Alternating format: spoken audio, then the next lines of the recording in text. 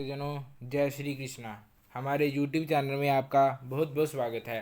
आज हम आपको कार्तिक महात्म्य का 8वां अध्याय सुनाने जा रहे हैं, जो कि इस प्रकार है।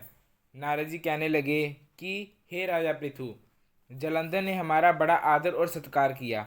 भक्ति भाव से पूजन करके कहने लगा कि महाराज, आपका कैसे आगमन हुआ और मेरे लिए क्या आज्ञा है।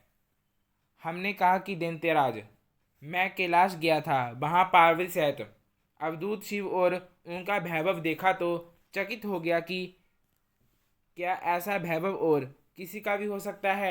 ऐसा विचार कर तीनों लोक में भ्रमण करता हुआ जहाँ पर आया हूँ। यहाँ आकर तुम्हारी समृद्धि भी देखी है। तुम्हारे और शिव के वैभव में और कोई अंतर नहीं है, किंतु तुम्हारा वैभव स्त्री रहत है। बसम लेपन करने वाले राग सहित कामदेव के शत्रु शिव के पास स्त्री रतन जैसी पर्वत पार्वती है। वैसी यद्यपि तुम्हारे पास अनेक सुंदरियां हैं, परंतु उनमें से कांतिमान पार्वती की तुलना कोई भी नहीं कर सकती है।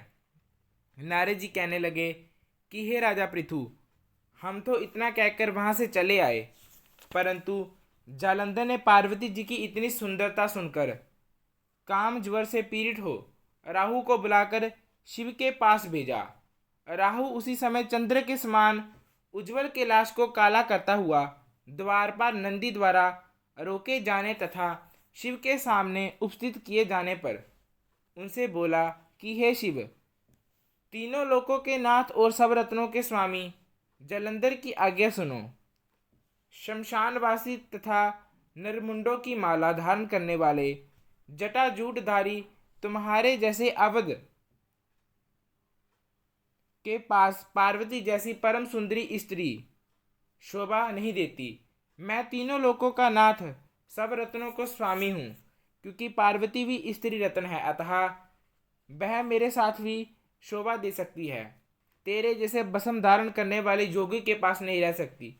नारद जी कहने लगे कि हे राजा पृथु, राहु के इतना कहते ही श्री शिवजी ने अपनी ब्रिकटी में से एक अति भयंकर पुरुष को उत्पन्न किया, जिसका सिंह समान मुख, जलती हुई अग्नि के समान लाल लाल नेत्र और शरीर पर खड़े हुए बड़े बड़े बाल थे। उत्पन्न होते ही जब वे राहु को खाने के लिए आगे बढ़ा तो राहु भयभीत होकर कहने लगा कि हे शिव, मैं ब्राह्मण हूँ और दूत भी, अतः तुम मुझको मत मारो। ऐसा कहने पर शिव ने राहु को पकड़कर आकाश में फेंक दिया। तब वे भयंकर पुरुष राहु को छोड़कर शिव के पास आया और कहने लगा कि मैं भूखा हूँ, मुझे खाने के लिए कुछ दो। तब शिवजी ने कहा कि तुम अपने हाथ पैरों को खाओ।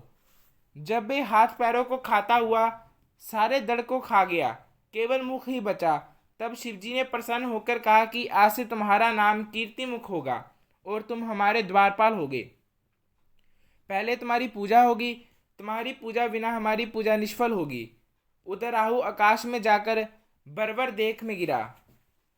राहु की ऐसी दशा सुनकर जलंधर को बड़ा क्रोध आया और वे दैत्यों की 1 करोड़ सेना लेकर अपनी पुरी से बाहर निकला। बाहर निकलते ही सामने एक आंख वाले शुक्राचार्य राहु मिले। इनके अतिरिक्त और भी अनेक अपशकुन हुए, परंतु वे रुका नहीं। तब दैत्य सेना सारे आकाश में छा गई। जब देवताओं ने जलंधर की आकाश पर चढ़ाई देखी तो शिवकर शिवजी महाराज को खबर दी। श्री शिवजी ने उसी समय विष्णु भगवान का स्मरण किया। स्मरण करते ही भगवान वहां आकर उपस्थित हो गए।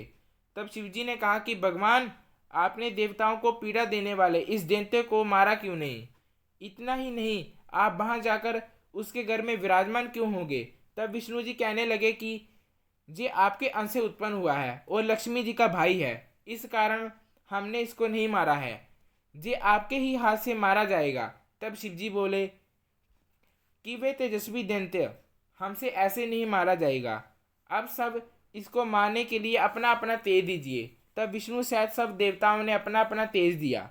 इसके बाद शिवजी ने उस तेज को इकट्ठा करके ज्वालामाली सुदर्शन चक्र बनाया और ब्रज बनाकर जलंधर से युद्ध करने को तैयार हुए। शिवजी के भूत गणों की सेना में समस्त देवतागण भी आकर सम्मिलित हो गए। उधर कैलाश के निकट जलंधर अपनी सेना लेकर आ पहुंचा।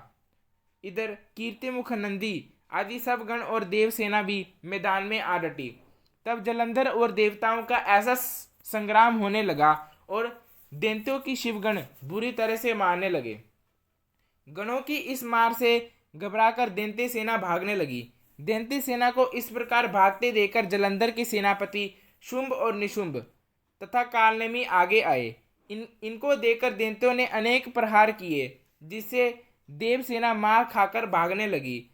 तब गणेश और शुंभ का महाघोर युद्ध हुआ। इस बार अपनी सेना को भागती देखकर जलंधर स्वयं रण क्षेत्र में आया।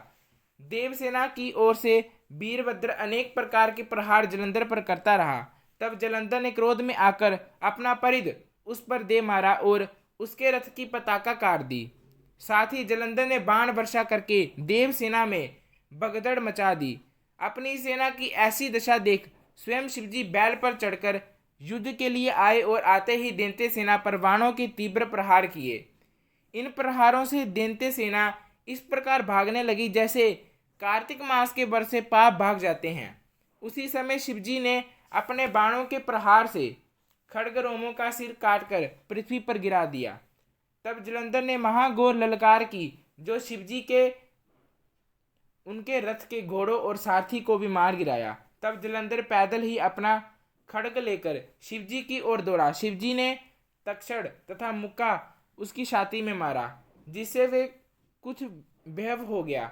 इस प्रकार जब दैत्य ने देखा कि शिव अजय है और उसने गंधर्व माया रची, गंधर्व और अप्सराएं नाचने और गाने लगी। शिवजी भी इस माया में फंसकर नाचने और गाने लगे। जलंधर दैत्य श्री शिवजी को माया में फंसा देकर महादेव जी का रूप धारण करके पार्वती जी के पास गया और पार्वती जी का रूप देखकर कामाद हो गया। पार्वती जी महादेव को आया देखकर खड़ी हो गई, परंतु तत्काल ही राक्षसी माया समझकर वहां से अंतर्ध्यान हो गई। तब जलंधर पुनः युद्ध भूमि में आया। उधर जलंधर के चले जाने के बाद पार्वती जी ने भगवान विष्णु का स्मरण किया। तब भगवान विष्णु ने वहां उपस्थित होकर पार्वती जी को आश्वासन दिया। भगवान विष्णु ने सोचा कि जलंधर ने स्वयं अपनी मृत्यु का रास्ता बता दिया है। जे दुष्ट वृंदा के प्रतिवत धर्म के कारण ही मृत्यु को प्राप्त नहीं होता है, अतः देवताओं के कार्य तथा भक्तों की रक्षा करने के लिए हमको ही वृंदा के धर्म को भंग करने का घोर कर्म करना पड़ेगा। ऐसा कहते ही इस सृष्टि की मृत्यु हो गई। इतने ही देर में शिवजी भी राक्षसी माया से युक्त होकर जलंधर को आया देख उसके साथ युद्ध करने को उदित हुआ और उस पर अनेकानेक बाणों से प्रहार किया। ऐसे ही नई नई जानकारियों के लिए लाइक सब्सक्राइब करें और ज़्यादा से ज़्यादा लोगों को शेयर करें। धन्यवाद।